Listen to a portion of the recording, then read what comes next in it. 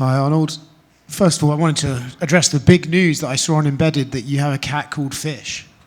Yeah. Does that make it a catfish? Nope. Okay, very good. Non-related. How on earth did you bring him to Fight Week, and is that something you usually do? You disrespectful piece of shit. I'm sorry. Every tortoiseshell cat is a female. Okay? Okay. Know your cats. I apologise. Sorry, what was the question again? Can't remember now. No, I said, do you often bring Fish to your Fight Weeks? Yeah. So the way we travel, like I come out for camp, my wife comes with me, we travel away. Obviously the cat comes with us. And then from here, we're going home back to England from Montreal. So the cat's been everywhere. It's been a little while since we've seen you in the cage. I'm sure that's been a frustrating experience. Can you explain to us what you've been up to in your time away and why it has been a little while since we've seen you in there? Yeah, I've just been very depressed and sitting at home injured and reading messages from people calling me shit. And Arnold, you're shit. Why are you ranked? You shouldn't be ranked. You can't. And I'm like, I don't fucking sit there on Tuesday and make the rankings. But yeah, that's what I've been doing. So now that the opportunity to fight again is here for you, how excited are you to get back in there? How are you feeling ahead of this fight, and what are the emotions you're experiencing right now? I'm loving it, to be honest. I'm so happy to be back. There was moments where maybe me being an idiot, but like there was moments of me thinking it wasn't going to come. Like every time I get back to training, there was a little setback. Surgeons passing me around, this, blah, blah, blah. But everything's been good. I'm here, touch wood, and grateful to be back doing what I love, doing what I've worked for since I was like 12 years old. This is my dream. It's not just my job. It's what I want to do.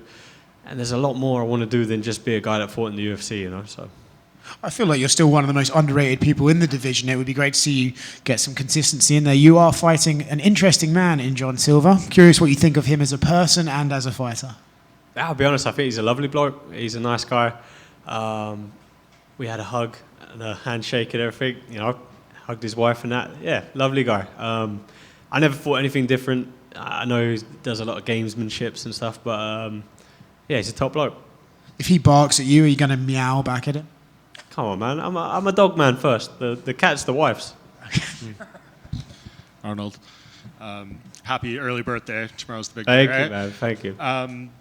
You've had a lot of layoffs. I know this has always been a constant thing. Yeah. When you were going through those ones earlier, did you ever think the longest one would still be ahead of you, which this one was? No, I didn't.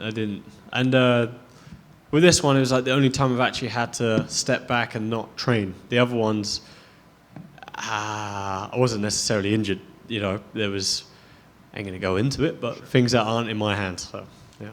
How do you get on like a consistent path now, starting from this fight? Just fucking win and I'm ready. I'm always.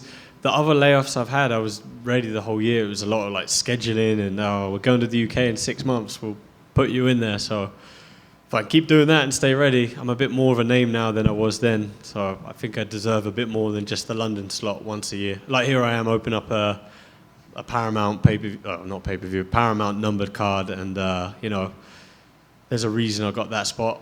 And the last few fights have been pay-per-views and kind of similar positions. So. Yeah, and it seems like you're still in a good spot in the division. Like if Sean had won his last fight, I assume he would be fighting for the title next weekend, not Diego. So yeah. Beating him, do you feel like that puts you pretty high up in this division, especially we're going to get some clarity next week? Yeah, absolutely. It's literally freshly proven that beating Jean Silva gets you a title fight, right? So I don't know. The numbers next to your name literally do not mean a thing. So, yeah. Who do you think wins between Volk and Diego next weekend? I think it'll be very similar to the first fight. Yeah, and I see it playing out that way. Thank you, Arnold. Right here. Your past opponents like Jean Silva seems, from the outside looking in, you might disagree, but has probably a very different style than Max and Giga and Movzar. These guys are fighting recently. So I guess how do you prepare for someone like Jean Silva, where I don't even know he knows what he's going to do inside the octagon? Oh, they know. He knows what he's doing. He's very calculated. The guy. He's got his little notepad. He's watching everything. He's watched every one of my teammates' Instagram stories, and he's watched my Muay Thai coach Ian Perron. He's watched his benders that he's been posting on the internet, and you know, I'm sure Ian posted some funny stuff, him drunk, and probably like, what the fuck is he training with this guy for? But Ian's a legend. And, you know, we've had Louis Sandadak has been barking at me and screaming at me in training. And, yeah, it was interesting, but it's been a good camp. To be honest, with the chaotic energy, it's been easier to prepare for than someone, say, like Mosvar or Max, you know. It's actually been a smoother camp than that. I'm sure maybe you've heard it, because the media's probably heard it too, is when they announced that London card, they're like, oh, Arnold wins, he can headline in London. Him versus Lerone, makes sense. Is that even possible for you to get that quick of a turnaround? Like, look at my fucking record. That ain't happening. Maybe in 2013, I think I had like 6-7 fights in a year. Yeah, maybe then.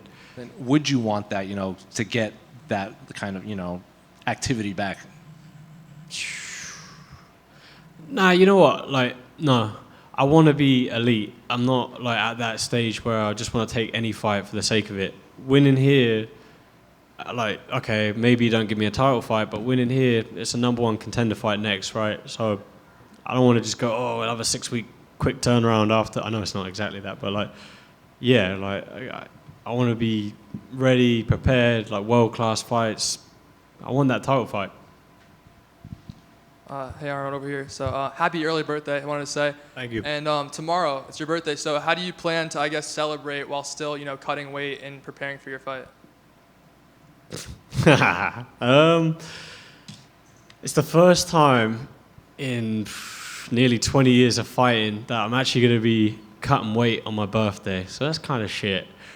But when I'm in camp or like fight week, I become a little bit of a food cuck.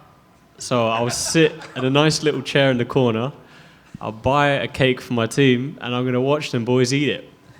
And I'm going to love every minute of it.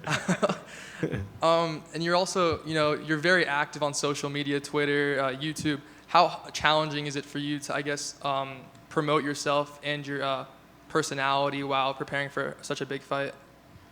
Well, I've been really shit at this camp, so I'd like to apologize to my sponsors that I have not been posting shit. So, yeah, I've been really quiet on the YouTube, I've been really quiet on the Instagram.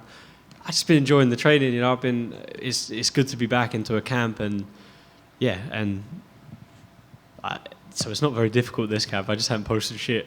Yeah, and I see all over your Twitter, you talk about as well, that you have autism, and also I saw that you spoke about Jean Silva, and you are on 2 different, I guess, sides of the spectrum, him being very loud, you being very quiet. Do you think maybe that plays a role in why this is such a fan favorite fight? I just want to say I'm not officially diagnosed. I was diagnosed with ADHD as a kid, but maybe they got it wrong, and maybe I'm autistic instead. But yeah, maybe, right? He's an interesting character. Maybe I'm interesting because I'm quiet and awkward. He's interesting because he's loud and crazy.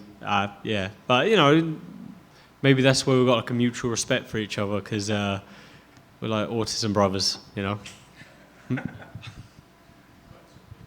Arnold? Yes. Nice to see you, mate. You all right, mate? Yeah. Are you keeping the mullet for this fight? I thought you said you were getting rid of it. No, I just had it trimmed up because it was getting a bit silly. It was like, I was training actually a little while ago with Faraz, and he got pissed off because he was trying to choke me, and he got a handful of hair, and he told me I had to cut my hair. So I was like, sorry, coach. Yeah. During this time away, during this layoff, has there been one particular area where you can look at and identify and say, I've definitely leveled up in that specific aspect? Yeah, just like everything, to be honest. I've had to completely change my game. It's, having the time to reflect and look at everything from the outside while you're not competing. I wouldn't say, tell you where, but like I've definitely made big improvements. I got my black belt while I was out and making a comeback, so that's cool. There was a period where my beer drinking got a little bit better, but we're over that. We're away. That was over a year ago, so we're over that. But just everywhere.